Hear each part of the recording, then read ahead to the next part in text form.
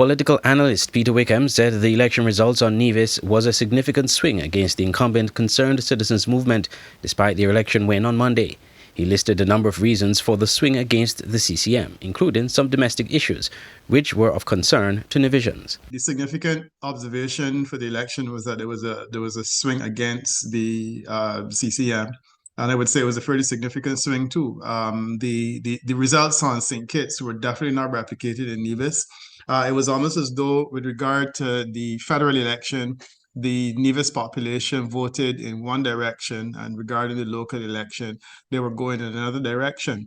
Of course, they have still reposed confidence in the CCM, and we cannot for 1 minute suggest that that is anything other than what it is. But at the same time, if you look at the electoral swing, there clearly is a message that was being sent to the CCM that should not be ignored. I think that there are some domestic matters in relation to Nevis, some local matters about which people are concerned. I think that that was reflected.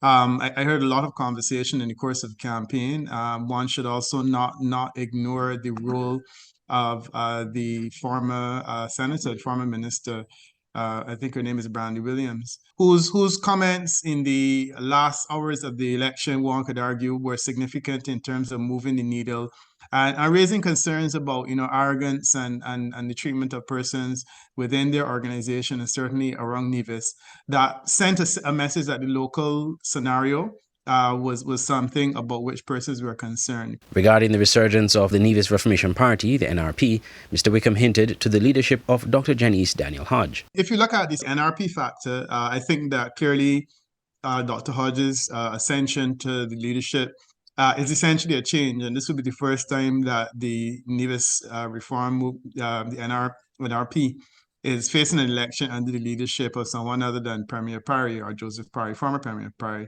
And I think that that is a significant thing for them. To me, there was a good showing for the new leader, and it suggests that the NRP is on the right path. Meanwhile, Mr. Wickham believes overseas voters determined the outcome of a very close election. It's difficult to know, and the candidates would need to say what level of overseas voters there were.